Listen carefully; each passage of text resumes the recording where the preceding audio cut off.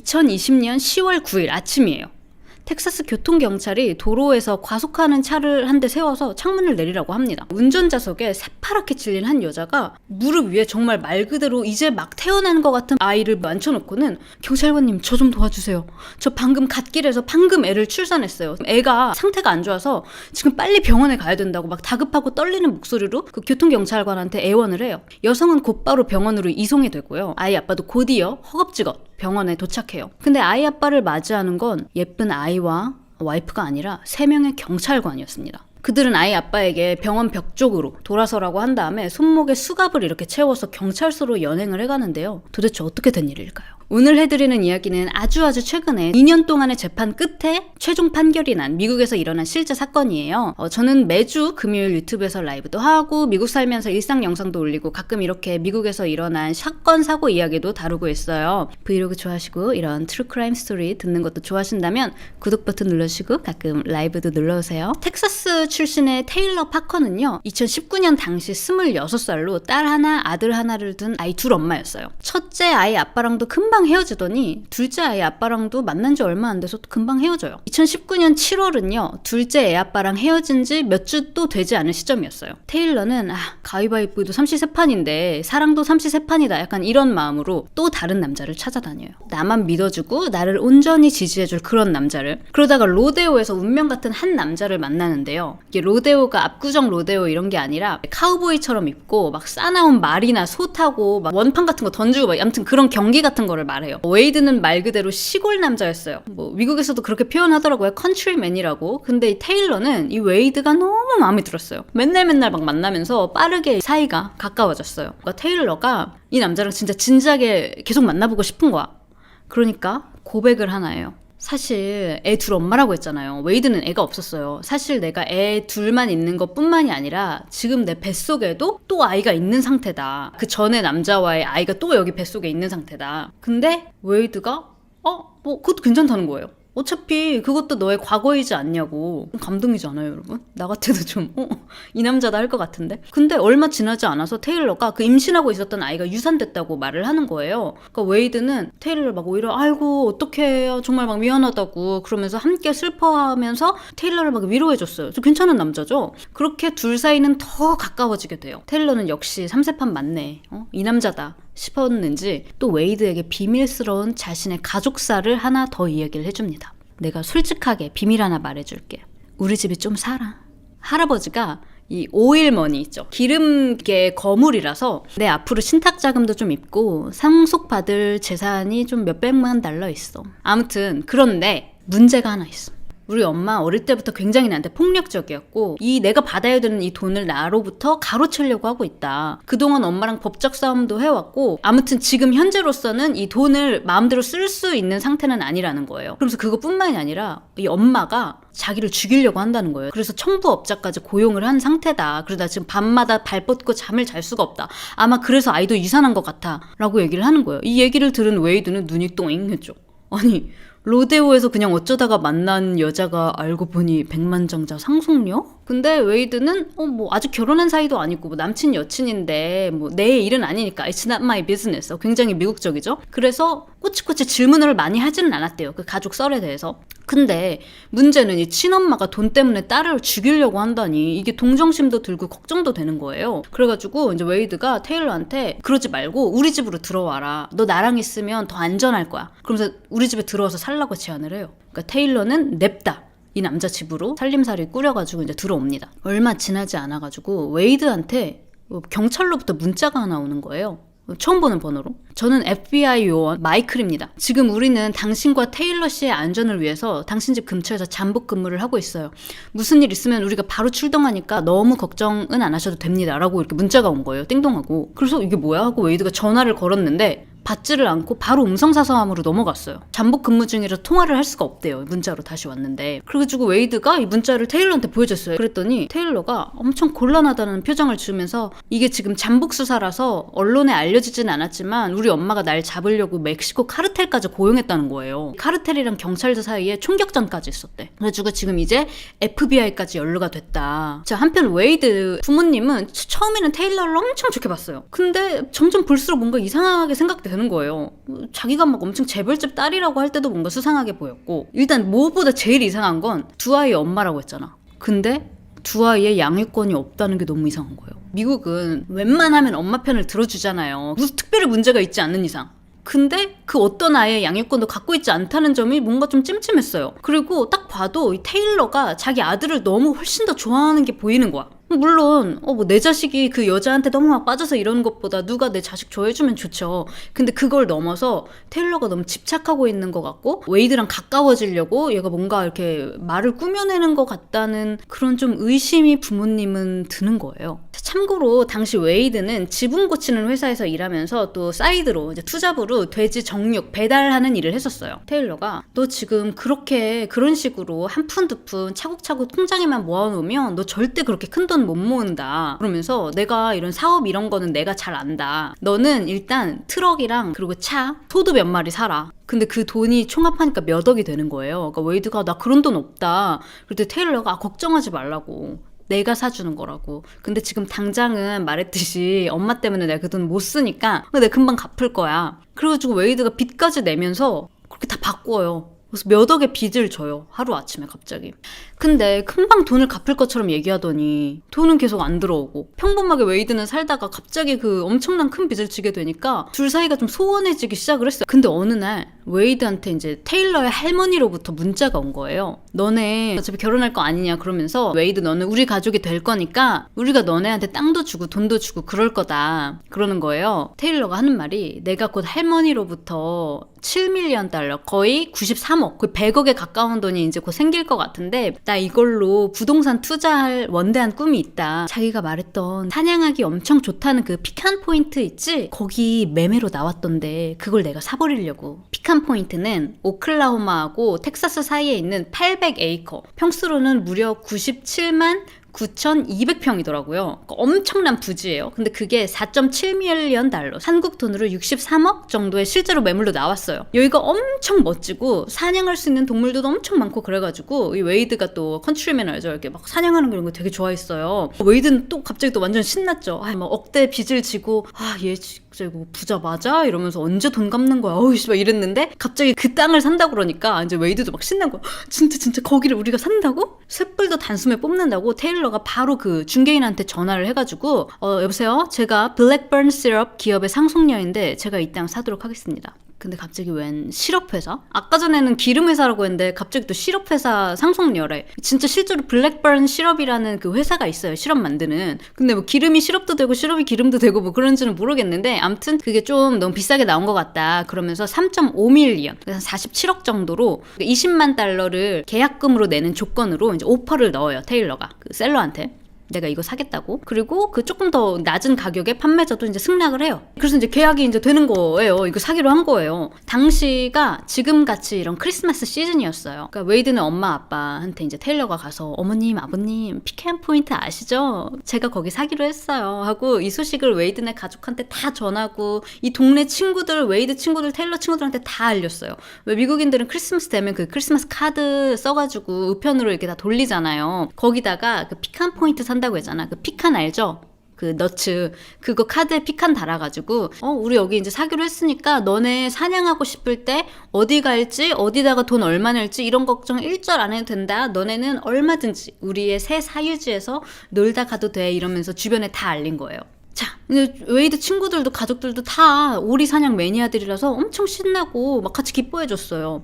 근데 좀 이상한 게, 이런 걸 이제 살려고 하면 계약금도 내고 계약서도 작성을 해야 되잖아요. 근데 계약서에 이제 이름을 써야 될 거 아니야, 테일러가. 근데 거기에 이름을 테일러 파커 그리핀이라고 적는 거예요. 근데 라스트네임 그리핀은 이 남자의 라스트네임이야. 근데 둘이 아직 결혼을 안 했거든? 그러면 공식적으로 테일러는 이 남자의 라스트네임을 가질 수 없는 거잖아요, 성을. 아니 누가 이런 공식적인 서류에 자기 뭐 사업체명도 아니고 가명을 적습니까? 그리고 아무튼 자기 통장에 자기가 실업 상속녀로서 7밀리언 달러가 이제 올 게 있다고 했는데 돈도 안 들어오는 거예요. 중개인도 그렇고 웨이드도 그렇고 이 테일러의 할머니, 뭐 이모, 뭐 삼촌, 뭐 돈 보내줬다, 돈 들어갈 거다, 뭐 수십 통의 문자가 왔다 갔다 하고 이메일도 왔다 갔다 하고 뭐 그랬어요. 그렇지만 어쨌든 돈이 안 들어왔어.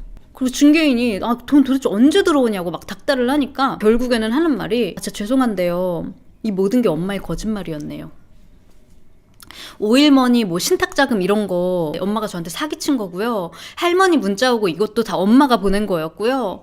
죄송합니다. 제가 섞었습니다. 저한테뿐만이 아니라 또 엄마가 자기 주변에도 그렇게 사기치고 다녀가지고 지금 결국 체포가 됐다고 하더라고요. 저도 피해자입니다. 그러면서 결국 못 산대, 그 땅을. 근데 또 제가 또 그렇게 또 없는 집은 아니거든요. 제가 생각한 만큼의 돈이 있는 건 아니래요. 아무튼 그래서 그 땅은 못 사게 됐습니다. 근데 아니나 다를까 테일러는요, 이 거짓말하는 게 이 처음이 아니었어요. 정말 어릴 때부터 한결같이 거짓말이 일상인 아이였는데요. 이거는 같은 학교 학생들이 증언을 한 건데, 친구들의 추측으로는 테일러가 어릴 때 살이 좀 쪘었대요. 그래서 그런지 외모에 자신감이 있는 그런 친구는 아니었고 약간 소극적인 편이었대요. 근데 친구들한테 이제 관심도 갖고 싶고 어울리고 싶잖아요, 누구나. 근데 그거를 굉장히 이상한 방법으로 관심을 받고 싶어 하는 거예요. 뭐랄까, 약간 엄청난 말을 꾸며내는 걸로? 예를 들면 8살 때는 초등학교 친구들한테 자기가 암이라고 하기도 했고요. 옆반에 누구랑 자기가 뭐 약간 섹슈얼하게 뭘 했다든지, 막 초등학생 때 그런 헛소문을 퍼뜨리기도 하고, 학교에 툭하면 깁스를 하고 붕대를 감고 오는 거예요. 나 다리가 부러졌어, 뭐 팔 부러졌어 이러면서. 그래놓고 뭐 떨어지면 갑자기 구부려가지고 뭐 죽는다든지, 목발 이렇게 하고 오더니 갑자기 다음날 멀쩡해진다든지, 이런 게 너무 일상이었던 거예요. 그것뿐만이 아니라 나 임신했다, 중고등학생 때. 그러다가 또 유산했다, 나 또 임신했다, 뭐 그러기도 하고. 그래서 맨날 남자친구가 있대. 그러면 왜 여자애들 알죠? 막 뭐 누군데 어떻게 생겼는데 막 사진 보여줘 이러는데, 사진은 한 번도 안 보여줘.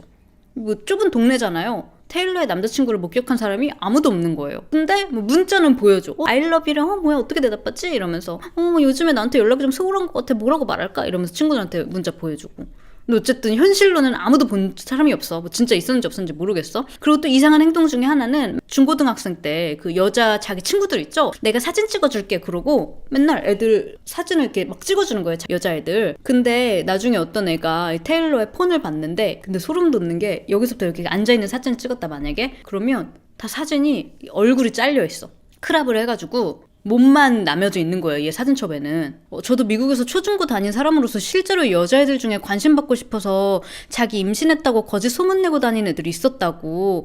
근데 저 이거 좀 약간 문화 차이인 것 같은데요. 한국에서는 사실 뭐 임신 했다고 해도 뭐 그런 걸 절대 얘기하지 않고, 뭐 애들에게 관심 받으려고 그런 얘기 하는 사람 본 적 있어요? 없죠. 제가 이거 되게 문화 차이라고 느낀 게, 실제로 이 사건에 대해서 댓글 같은데 중고등학생 때 비슷한 걸 겪은 사람들이 참 많더라고요. 그래서 되게 문화 충격이다라는 생각을 했어요. 친구들은 추측하기로는 이게 자기들 얼굴 잘라서 아마 다른 뭐 웹사이트나 뭐 메신저나 뭐 이런 데서 자기인 척 하는 게 아닌가, 우리 사진을 쓰고 하는 이런 추측만 있었어요. 아무튼 뭐 본인만 알겠지, 진실은. 근데 어쨌든 항상 이제 거짓말을 하고 다니고, 또 이런 거짓말을 하는 테일러를 추궁하려고, 야 근데 왜 너 남자친구 사진이 없어? 라든지, 임신한 거 맞아? 몇 번째야? 막 이런 식으로 추궁하려고 하면 엄청 흥분을 하더래요. 그리고 그걸 무마하려고 더 큰 거짓말, 완전 더 큰 다른 세계관을 만들어내고 막 그러니까, 학교에서는 애들이 대충 쟤 또 뭐 대충 뭐 거짓말 하는구나, 이제 쉬쉬 쟤 또 저런다, 그냥 그랬던 거예요. 근데 이제 테일러가 고등학교 졸업을 하고 터미턱이라는 수술을 받았대요. 이제 터미턱이 뭐냐면, 지방 흡입술을 같이 하기도 하고, 뭐 살이 쪘다가 빠졌을 때, 이제 살이 처졌을 때 늘어진 살을 절제하는, 그래서 이렇게 탁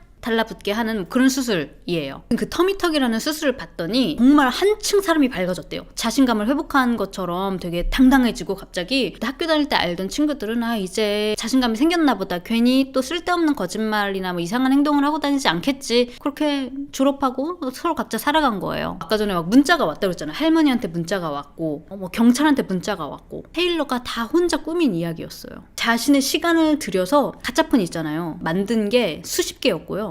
이메일 계정만 수십 개야. 그러니까 전화를 안 받는 거예요. 전화하면 테일러니까. 그래서 그걸로 이거는 이모 번호, 이거는 할머니 번호, 이건 FBI 번호, 이거는 뭐 나를 협박하는 뭐 마피아, 말투까지 조금씩 조작하면서 돌려가면서, 웨이드와 웨이드 부모님하고 또 중개인까지 문자를 막 보낸 거예요. 웨이드 어머니가 이제 오랫동안 사고 싶은 차가 하나 있었어요. 닛산 알티마 플래티넘이라고. 이 탐탁치 않은 아들 여친 테일러가 어느 날 갑자기 이 차를 짜잔하고 사온 거예요. 어머니, 이거 어머니 갖고 싶어 하셨잖아요.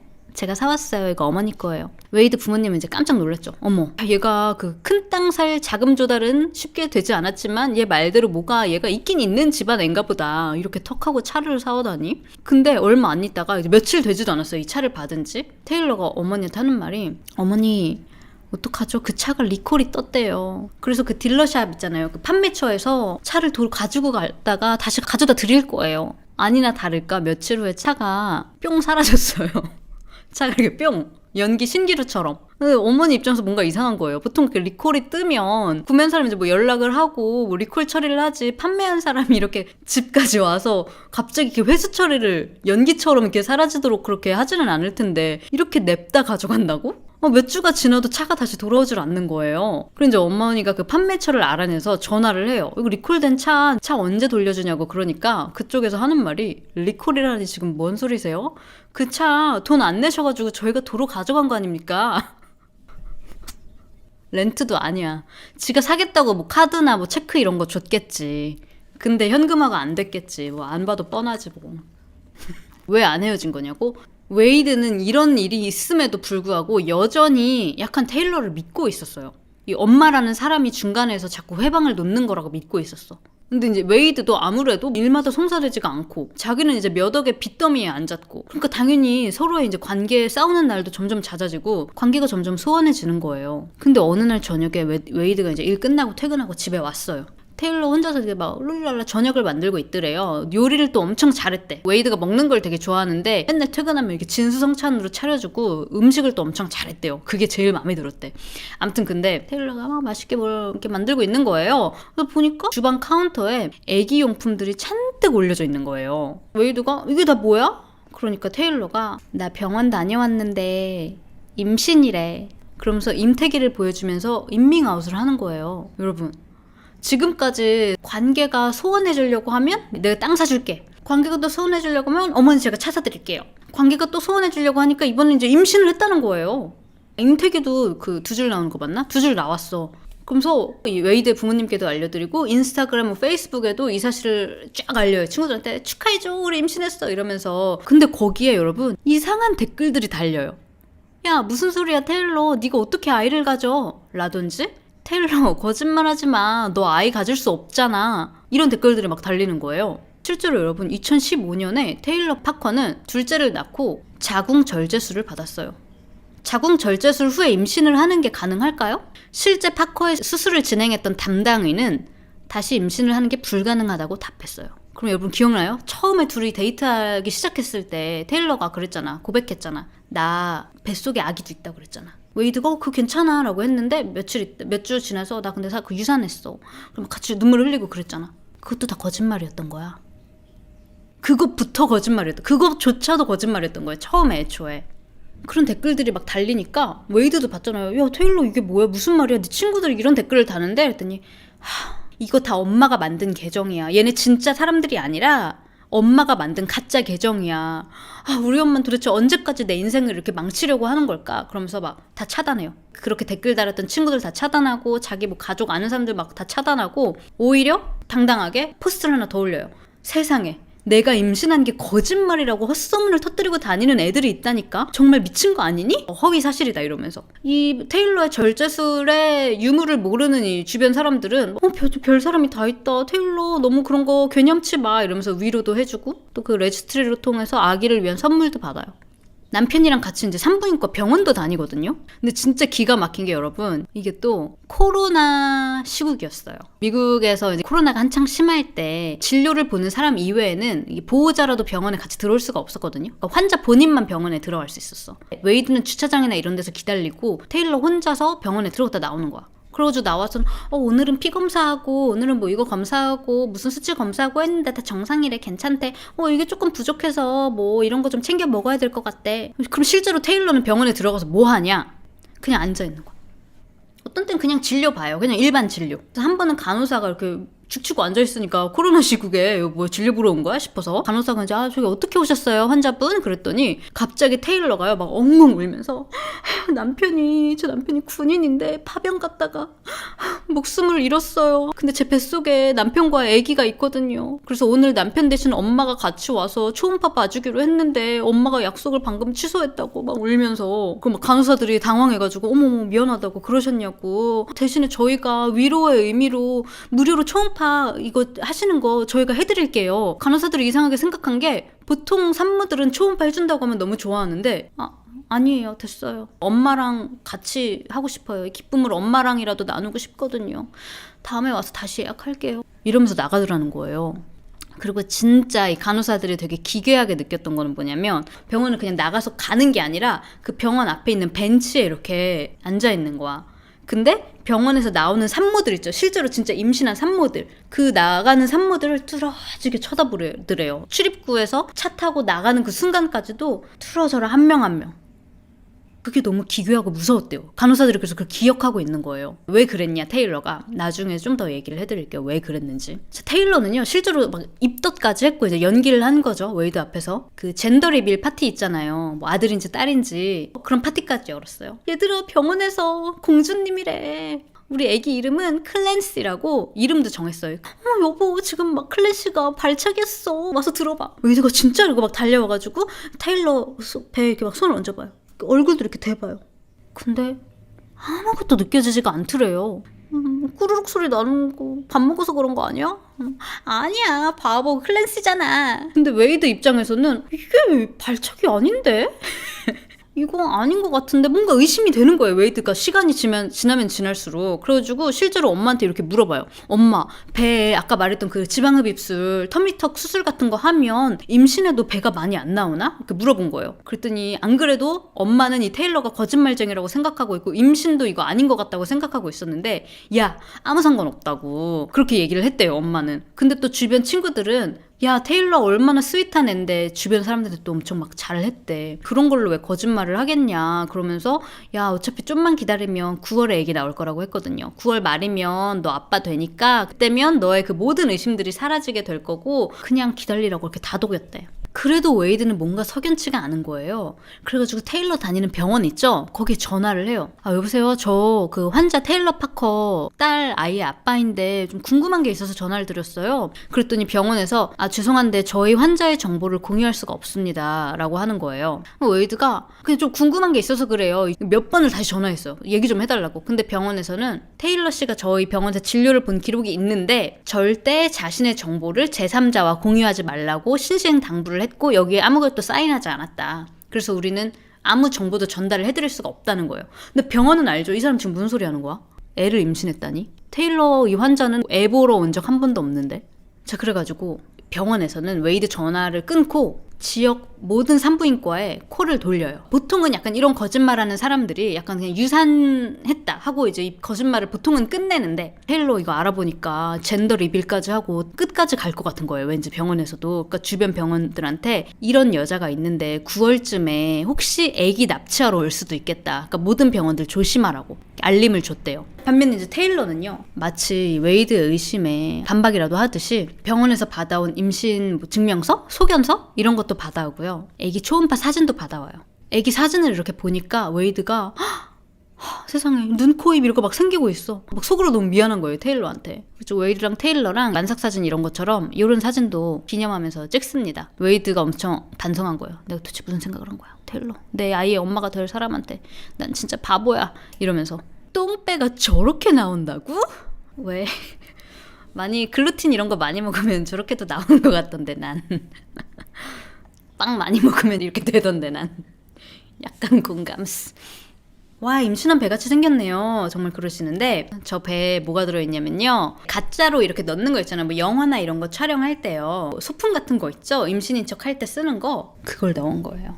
그런데 웨이드는 저 손을 이렇게 배 위에도 올렸잖아요. 자기는 이렇게 밖에서 만져도 그게 그 가짜인지 전혀 몰랐대요. 아까 임태기 있죠? 그거부터 초음파 사진도 보여줬다고 했죠. 병원에서 받아온 소견서도 있었다고 했죠. 이 임신 이것도 있죠. 다 이런 걸 주문하는 사이트가 있더라고요, 여러분. 이 사건을 조사하면서 나도 이번에 알게 된 건데 실제로 그런 사이트가 있어서 뭐 얼마에 애기 초음파 사진, 몇 주차 초음파 사진 이거를 포토샵으로 다 해가지고 오늘 당장 날짜 2022년 11월 뭐 며칠 원하는 날짜로 프린트해서 가져다 주는 그런 사이트들이 있어요. 진짜 소름이죠? 뭐 일반적인 사람들 그런 거 있는지 알겠습니까? 웨이드도 몰랐지. 웨이드 친구들도 이런 거 모르지. 테일러의 건강 상태 때문에 제왕절개수를 받기로 했거든요. 원래 출산하기로 한 날은 9월 중이었는데 근데 그 날짜가 3주가 미뤄졌어요. 웨이드의 엄마 포함해서 이제 그 임신 경험이 있는 사람들이 아니 무슨 애 낳는 게 미용실 예약 날짜 바꾸고 이것도 아니고 어떻게 무슨 몇 주를 그렇게 바꾸는 게 말이 안 된다 그랬는데 테일러는 막 그 페이스북에 얘들아 너무 걱정하지 마. 병원에서 오늘 이것도 체크하고 이것도 체크했는데 지금 나의 뭐 무슨 수치 때문에 수술 날짜를 미루기로 했어. 약도 받고 뭐 이렇게 했으니까 너무 걱정 안 해도 돼. 결국에 뭐 날짜는 10월이 됐어. 이러면서 수술 예정일도 지 맘대로 그냥 몇 주 미루더니 이제 10월이 되고 출산하기로 한 날이 됐어요. 그런데 테일러가 수술 받기로 한 병원에서 오늘 갑자기 폭탄 테러가 있어서 수술이 취소가 됐다는 거예요. 웨이드는 믿을 수가 없어요. 아니 하필 이런 일이 오늘 일어난다고? 내 와이프가 오늘 출산하기로 한 날? 그리고 실제로 그 병원 웹사이트도 보니까 공지가 떴어. 테러 그런 협박이 있었기 때문에 오늘 일정 모든 거 취소하고 오늘 여기 계셨던 환자들 다 내보냈다고. 그리고 심지어 웨이드 집에 화재도 발생해요. 다행히 테일러와 웨이드는 뭐 다치거나 그러진 않았어요. 화재가 왜 났는지 보험 처리해주려면 이제 조사를 해야 되잖아요. 근데 그 조사해주시는 분이 이거 누군가 라이터로 방화를 한 것 같은데요? 누가 했을까? 근데 그 병원에 그 협박 전화 왔다 그랬잖아요. 그거는 나중에 알고 보니까 테일러가 한 거긴 하더라고요. 음성 변조기 있죠? 이걸로 남자 목소리로 변조해가지고 병원 4층에 폭발물을 설치했지. 그래서 그날 그 병원은 난리가 난 거야. 여러분 그 안에 있었던 임산부랑 막 애기들이랑 막 다 내보내고 그랬잖아. 미쳤죠. 웨이드 집에 불은 누가 방화한 걸까? 그거는 테일러만 알 수도 있지 않을까 싶은데요. 결국에 테일러는 다음 날 동네 다른 병원에서 아이를 출산하기로 그 스케줄을 변경을 해요. 이제 내일이면 제왕절개를 받는 큰 수술을 하는 날이에요. 아까 여러분 제가 지 혼자 수십 개 번호를 만들어가지고 막 경찰인 척도 하고 친척들인 척하고 막 그랬다고 했잖아요. 그걸 1년 넘게 계속 해왔거든요. 근데 진짜 소름 돋는 게 뭐냐면 테일러가 그 수십 개 번호 중 하나 이모 번호로 지가 직접 만든 그 가상인물이죠. 자기 스스로에게 이렇게 문자를 보내요. After tomorrow, everything is gonna be fine. 내일이면 다 괜찮아질 거야. 라고. 마치 이모한테 문자를 받은 것처럼. 그리고 거기에 테일러가 답장해요. 사람들 면전에 다 진짜였다는 걸 보여줘야지. 1년 전 잠깐 2019년으로 잠깐 돌아가 볼게요. 테일러가 페이북을 엄청 열심히 했거든요. 근데 왜 페이북 하다 보면 왜 함께 아는 친구 있으면 알 수도 있는 친구 목록에 모르는 사람들도 막 뜨잖아요. 테일러 페이북 친구 중에 그렇게 알게 된 친구가 하나 있었어요. 2019년 당시 20살에 텍사스에 사는 레건 핸콕이라는 이름의 친구였어요. 여자예요. 그래서 둘이 뭐 온라인으로 반가워 너 거기 사니? 나도 멀지 않은 곳 살아. 너 걔 아니? 나도 걔 친구야 하면서 이야기를 나누다가 페이북으로 알게 된 레건이라는 친구가 2019년에 남자친구랑 결혼을 한다는 거예요. 근데 이제 포토그래퍼를 찾는데 근데 테일러가 당시에 약간 취미 삼아서 사진도 찍고 했거든요. 내가 찍어줄게. 그래서 실제로 그렇게 오프라인으로 만나게 돼요. 그래서 이렇게 사진도 찍어줘요. 이게 레건입니다. 이 뒷모습이 레건이랑 남편이에요. 근데 또 그 이후로는 딱히 만나거나 하진 않았어요. 그래서 테일러가 레건을 또 언팔을 합니다. 결혼식 사진까지 찍어줘 놓고. 그리고 이제 연락이 없었어요. 그랬는데 2020년이 돼서 웨이드랑 같이 살고 있는데 페이북을 이렇게 보는데 레건이 또 친구 추천에 또 이렇게 뜨는 거예요. 어떻게 사나? 하고 딱 들어가 봤는데 그때 결혼했던 레건이 또 임신을 했네? 그러니까 테일러가 다시 친추를 해요. 그리고 페이스북 메시지를 보냅니다. 레건 잘 지내고 있어? 뭐 임신했다고? 어머 나도 임신했어. 세상에 너도 딸이야? 나도인데 신기하다. 넌 몇 주 차야? 기억나세요? 아까 테일러가 산부인과에서 그 나가는 임산부들을 한 명 한 명 차 타고 나가는 그 모습까지 뚫어지게 쳐다봐가지고 간호사들이 되게 무섭다고 이상하게 생각했다고 그랬잖아요. 간호사들의 증언을 바탕으로 경찰들이 테일러의 구글 검색 기록을 나중에 보니까 그 당시 테일러가 텍사스 차량 번호판을 엄청 많이 검색한 거예요. 뿐만 아니라 그 검색해서 나온 차주 이름, 주소, 페이스북 계정까지 샅샅이 파헤쳤다는 걸 알아냈어요. 그 산부인과에 나와서 차 가지고 나가는 임산부들 어디 사는지 몇 주 차인지 소셜미디어 같은 데 들어가서 한 명씩 다 찾아본 거야. 딸인지 아들인지 그 사람들 어디 사는지. 그런데 이제 테일러는 그런 수고로움을 할 필요가 없어졌죠. 이미 알고 지냈던 내가 사진도 찍어줬던 레건이 마침 딸을 임신했으니까요. 테일러의 예정일이 다가오던 때에 레건한테 메시지를 보내요. 내가 임신 선물 주고 싶어서 그러는데 너네 집 주소가 뭐야? 내가 놀러 갈게. 올만에 만나서 수다나 떨자. 그렇게 레건이 사는 곳까지 알아냈잖아요. 이제 테일러가 진짜로 애 선물하고 스타벅스 커피를 들고 찾아가기도 했어요. 테일러가 떠나고 레건은 자기 페이스북에 오늘 정말 오랜만에 테일러 만나서 너무 좋았다. 벌써 보고 싶어. 그리고 선물이랑 커피 너무 고마워 하고 페이스북에 포스트를 올리기도 했어요. 자, 다시 2020년 10월 9일로 돌아올게요. 그 하루 미뤄진 출산을 하는 당일이에요. 남편인 웨이드는 그날 돼지 운반을 해야 돼가지고 새벽 3시 30분에 일어났대요. 테일러는 그날 한숨도 못 자고 밤새 진통을 겪었어요. 웨이드는 그런 테일러를 보고 막 너무 짠한 거예요. 내가 없는 동안 무슨 일 생기면 어떡하지? 그러면서 혼자 병원 갈 수 있겠어? 하고 걱정을 했대요. 하지만 테일러는 한사코 걱정 말라고, 나 혼자 병원 갈 수 있다고 하면서 일 가 라고 했대요. 웨이드는 정말 그날 일을 빼고 싶었지만 이미 어제 애 낳는 줄 알고 어제 연차 썼거든. 오늘은 나가야 되거든. 거기다가 또 지금 트랙터랑 소 사가지고 억대 빚지고 있죠. 심지어 그날 돼지 운송에는 여러분 6,100불이 걸린 돼지 운송이었어. 그럼 가야지.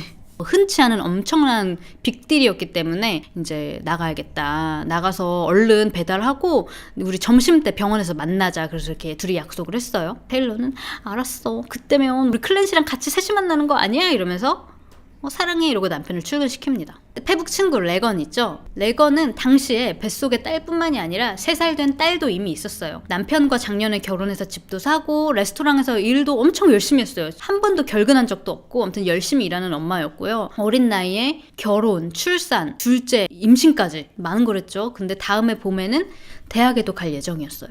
그 테일러 출산일인 이날 아침에 레건의 이웃집 아주머니가 창밖으로 좀 이상한 현장을 목격해요. 최근에 이 레건네가 강아지를 한 마리 입양을 했거든요.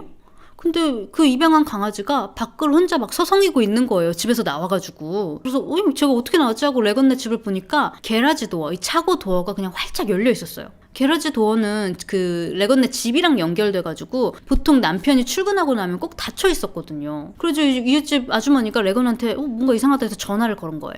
받지를 않아요. 또 전화를 했어요. 안 받아. 그래서 이제 레건 남편한테 전화를 합니다. 남편은 일 중이었어요. 남편도 왜 그러죠? 그러고 레건한테 전화를 하는데 와이프가 전화를 받질 않는 거예요. 본능적으로 남편이 뭔가 좀 이상하다는 생각이 들었어요. 3살짜리 딸도 있는데 왜 어디 문을 그렇게 다 열어놔. 그래서 이제 멀지 않은 곳에 사는 이제 레건의 어머니, 장모님이죠. 장모님한테 전화를 걸어서 지금 빨리 집에 가서 레건 괜찮은지 좀 확인해 주실 수 있겠어요? 레건 어머니가 곧바로 이제 운전을 해서 집에 도착했을 때 발견한 건 거실에 엎드려서 쓰러져 있는 딸이었어요. 집안은 피로 흥건했어요. 보통 임신을 하면 그 신체의 피가 거의 50%까지 더 많아진다고 해요. 정말 온 사방에 피였대요. 어머니가 가까이 가지도 못하는 거야. 딸 이름을 막 부른 거야. 레건 너 괜찮니? 하고 이름을 불러도 미동조차 없었어요. 어머니가 911에 신고를 하고 이제 신고받은 대원들이 이제 곧이어서 도착을 합니다. 어머니는 임산부인데 애는 괜찮은 거예요 하면서 막 다급하게 물었어요. 근데 이제 엎드려 있는 상태니까 대원들도 모르죠. 대원들이 레건에게 다가가서 엎드린 상태의 레건을 바로 눕혔는데 뱃속에 있어야 할 34주차의 딸아이는 거기 없었어요. 누군가 수술용 메스로 아래쪽 배를 갈라서 아이를 가져간 거예요. 레건은 무기로 머리를 맞고 자상도 여러 군데 발견이 됐지만 목숨이 닿을 때까지 온 힘을 다해서 자기 아이를 보호하려고 살인마와 끝까지 맞서 싸웠던 걸로 보였어요. 결혼할 때 샀던 이 장식용 유리 모래시계가 있었거든요. 그거를 무기로 쓰려고 했던 것 같아 보이기도 했고 또 범죄자 손에 들렸던 그 메스를 맨손으로도 막 막아보려고 했던 흔적이 많이 보였지만 이 자신의 거짓말을 완성하려고 작정하고 찾아온 남의 딸을 빼앗으러 온 테일러를 막을 수는 없었어요. 아침 10시 텍사스 교통경찰이 차도에서 과속하는 차량을 불러 세워요. 내려지는 창문 속에 얼굴은 새파란데 온몸에 피칠이야. 무릎 위에 빨간 갓난아기를 든 테일러가 울면서 저 좀 도와주세요. 우리 딸 클랜시가 죽어가고 있어요. 빨리 지금 병원에 가야 돼요 하면서 애원을 하고 있었어요.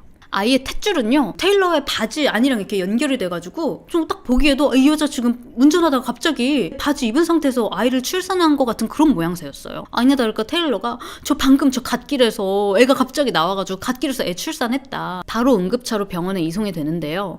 테일러는 그 응급차에서 남편한테 전화해서 나 지금 교통경찰관님하고 같이 있어. 방금 우리 클랜시가 나왔어. 막 소리를 질러요. 하지만 결국 레건의 아이는 살아남지 못합니다. 아기도 숨졌지만 일단 병원 의료진들이 테일러를 보고 깜짝 놀라요. 아니 보통 산모가 출산을 하면서 물론 이게 뭐 출혈도 있고 하지만 이 정도로 출혈이 나올 수는 없는데 산모님도 지금 엄청 문제다. 빨리 지금 검사를 해봐야 된다. 어디선가 지금 출혈이 많이 있는 것 같다. 그러면서 눕혀서 검사를 해봤는데 뭐 같이 병원에 갔던 경찰들은 그때까지 무슨 일이야. 갓길에서 애를 출산했대. 세상에 과속으로 세워서 다행이다 막 이러고 있었겠지. 근데 경찰들이 의사로부터 전혀 예상하지 못한 말을 듣습니다. 저 여자 몸에서 방금 출산한 흔적은커녕 임신을 한 흔적도 보이지 않는데요. 맞다. 9월, 10월 최근에 아이 납치해 갈 수도 있다고 요주의 인물로 그때 경고받았던 그 사람 이름이 뭐였지? 그 병원에서도 이미 그 알람을 받은 거야. 9월쯤에 어떤 여자가 애 납치하러 갈 수도 있으니까 조심하라고 했잖아. 자, 거기다가 곧 이어서 이제 경찰한테 콜이 왔죠. 인근 지역에 21살 여성이 살해됐고 아이가 사라졌다는 소식까지 이제 들리니까 테일러도 체포됐고 애 나왔다고 해서 클랜시 우리 딸 본다고 웨이드는 허겁지겁 달려왔는데 경찰이 웨이드도 이제 가담했다고 생각이 될 수도 있으니까 수갑 채우고 체포해 간 거예요. 웨이드는 진짜 다들 그런 거 어떻게 이걸 모를 수가 있냐? 웨이드는 자기 정말 몰랐다는 거예요. 뭐 약간 의문이 가는 내용이 있으면 테일러는 항상 답이 있었대요. 뭔가 의심을 받으면 뭔가 주춤이라도 해야 될 것 같은데 그런 게 없이 너무 바로바로 대응을 하니까 거짓말이라고 생각을 못했다는 거예요. 그래서 소름 돋는 거는요. 테일러의 그간 핸드폰 검색 기록을 보니까 지난 몇 달간 수없이 임신인 척하는 법, 가짜 임신, 제왕절개하는 법, 범행을 저지른 당일에도 레건의 아이가 그때 당시 35주 차였거든요. 유튜브에 35주차 아이 꺼내는 법을 검색해서 시청한 기록들이 줄줄이 나왔어요. 그럼에도 불구하고 테일러는 계획된 범죄가 아니었다. 내가 임신했다고 거짓말한 거 맞는데 내가 레건한테는 솔직히 얘기했고 레건이 나를 도와주겠다고 했다. 이런 거짓말을 하는 걸. 근데 그날 찾아가니까 레건이 갑자기 안 도와준다고 해서 내가 그러지 말고 레건 제발 도와줘 이러다가 그 다음부터는 제가 기억이 안 나요. 기억이 안 나는데 그 애기 탯줄 자기 바지 속으로 막 쑤셔 넣을 그런 생각은 했고 응급차에 가가지고 웨이드한테 전화로 나 애기 우리 클랜시 나왔어 라고 할 수 있는 정신이 있고 레건 집 찾아가기 전에 35주차 아이 꺼내는 방법은 어떻게 검색하고 시청을 다 했을까? 그래서 제가 아까 말씀드렸죠. 최근에 몇 주 전에 판결이 나왔다고. 텍사스는 사형제도가 있는 주예요. 2022년 11월 9일 테일러 파커의 최종 판결이 열리는 날이었어요. 재판에 참석한 사람들은 모두 다 100% 레건의 친구나 가족들이었고요. 테일러 파커 측은 단 한 명도 없었어요. 증언을 한 사람이 진짜 역대급 많았는데요. 무려 140명이 증언석에 섰대요, 여러분. 임신을 거짓말했다는 거, 그리고 어떤 사람이었는지 이걸 증언할 사람이 너무너무 많았던 거예요. 자, 레건의 어머니는 이렇게 이야기했어요. 네가 내 딸의 배를 가르고 내 손녀를 가지고 갈 때도 내 딸은 여전히 살아있었고 싸웠다.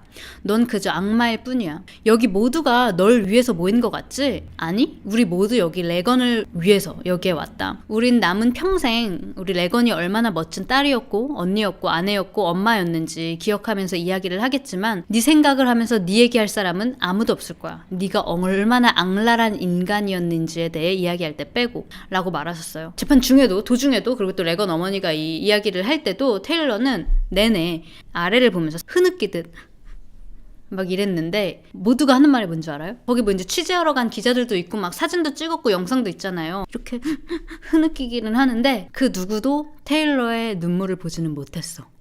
판사가 테일러 파커 지금 당장 여기서 데리고 나가서 사형수 수감소로 데려다 주십시오 라고 말했어요. 그렇게 2022년 11월 9일 테일러 파커는 텍사스의 7번째 여성 사형수가 됩니다. 3살 아기는 다행히 살아있었어요. 위층 방에서 담요를 뒤집어 쓰고 숨어 있었대요. 봤는지 안 봤는지는 모르겠어. 그것까지는 안 나왔어요. 그 번제 현장을 봤는지 안 봤는지 그거는 모르지만 얘가 다 들었을 거 아니에요. 이제는 5살이 됐어요. 그래서 지금도 이제 테라피스트의 상담을 받고 있고, 그리고 어머니가 하셨던 말이 되게 좀 슬펐던 게 뭐였냐면, 아기가 길거리나 뭐 가게를 가서나 뭐 어디 가서 임산부를 보면은 배 보여주세요. 배를 보고 싶어 한대요. 왜 배가 보고 싶어? 피 나는지 안 나는지 보려고요. 그런데 근데 미국은 사형 때린다고 바로 사형이 아니고 짧게는 몇 년, 길게는 20 몇 년까지도 기다려서 바로 안 죽는 게 아쉬울 뿐이네요. 텍사스에서 여성 사형수가 사형을 마지막으로 당한 게 2004년도로 제가 알고 있어요. 범죄를 저지르고 아마 10년이 지난 시점에서 사형을 당했을 거예요. 근데 이게 뭐 여성 사형수만 이렇게 차례로 탁탁 하는 게 아니라 남녀 구분 없이 제가 알기로는 사형하는 걸로 제가 알고 있어요. 비교적 그 남성 사형수에 비해서 여성 사형수가 압도적으로 적거든요. 텍사스에서 여성 사형수는 전체 사형수의 3.1%밖에 되지 않는데요. 그러니까 아무래도 순서가 더 늦게 좀 돌아오겠지? 테일러 파커는 언제 처형을 당할지는 그거는 모르겠어요. 근데 제가 항상 이 얘기했던 케이스들 어떻게 되고 있는지, 개비 프티토 같은 경우에도 그렇고 애나 델비도 그렇고 항상 그냥 가끔씩 한 번씩 찾아보거든요. 지켜보겠습니다. 그때도 나 유튜브 하고 있겠지? 10몇 년 후가 될 수도 있는 거잖아. 다음에 업데이트가 또 있으면 또 라이브에서라도 여러분들에게 이야기를 해드리도록 하겠습니다. 사형 선고가 내려지고 레건 가족들이 다들 막 서로 얼싸 안으면서 눈물 흘리면서 다행이라고. 그동안 레건을 생각하고 싶어도 테일러 때문에 온전하게 레건을 생각을 할 수가 없었대요. 그런데 이제 사형 선고를 받았으니까, 이렇게 정의가 이루어졌으니까 이제는 레건을 온전하게 생각할 수 있겠다라고 가족들이 말했다고 합니다. 진짜 소름 돋는 게 뭔지 알아요? 남편 일 가기 싫다고 막 그러잖아. 옆에서 와이프가 막 진통하고 너 오늘 혼자 갈 수 있겠어? 이러면서. 근데 그날 돼지 그 운반을 하면 6,100불 빅딜이 있어가지고 운반하러 갔다고 했잖아요. 웨이드가 차에 돼지를 가득 싣고 그 돼지를 주문한 곳에 목장에 갔어요. 도착했는데 그 목장 주인이 나와서 누구세요? 이 아침부터 누구신가요? 그런 거예요. 그래서 웨이드가 돼지 운반 신청하셨잖아요. 6,100불 주세요. 그랬더니 무슨 소리 하시는 거예요? 저 돼지 주문한 적 없는데요? 웨이드가 문자로 이거 연락 주셨잖아요. 신청하셨잖아요. 그 번호 저희는 모르는 번호인데요? 막 전화를 해봐요. 웨이드가 전화를 안 받아. 이 또한 테일러 엄마가 꾸민 짓이구나. 테일러가 출산하는 이날까지도 테일러 인생을 망치려고 우리를 이렇게까지 괴롭히는구나 라고 생각했대. 미쳤죠. 남편 내보내려고. 그래야지 자기 나가서 병원 안 가고 딴 데 가서. 그럼에도 불구하고 계획적인 살인이 아니라고? 임신했다. 그러니까 왜 어떻게 이거 맨몸을 못 봤냐. 웨이드가 나중에 말하기를 실제로요 여러분, 웨이드가 익명의 번호로 여러 경고 문자를 받아요. 뭐라고 왔냐면, 야 너랑 같이 사는 테일러 걔 임신할 수 없다. 걔 자궁 절제술 받았어. 너 정신 차려. 너 지금 속고 있는 거야. 걔 보통 애 아니니까 빨리 도망쳐. 몇 번을 받았어요. 근데 나중에 알고 보니까 그게 실제 테일러의 전 남편이었던 거야. 전 남편이 이 사실 이 페이스북에 막 올리고 이런 사진 올라오는 걸 보고 소름 돋아서 웨이드한테 경고를 해주고 싶었던 거예요. 근데 이것마저도 웨이드는 야 니네 엄마가 또 이런 문자를 보냈어. 진짜 니네 엄마 너 임신했는데 어떻게 이렇게까지 너한테 할 수 있냐? 완전 단단히 그냥 믿고 있었던 거죠. 전 남편들까지 막 도와주고 있었는데. 근데 아무튼 어쨌든 막 이런 문자들도 봤죠. 빚더미에 앉아서 맨날 이자 갚고 있죠. 그래가지고 엄청 또 일도 많이 했대요. 그것 때문에. 그러니까 너무 막 피곤하고 이러니까 임신도 하기도 했고, 그래서 부부관계를 하고 이럴 생각이 너무 안 들었대요. 그래서 정말 뭐 맨몸을 정말로 아예 못 봤는지, 그래서 그런지 뭐 아무튼 웨이드가 나중에 그렇게 이야기를 하기도 했어요.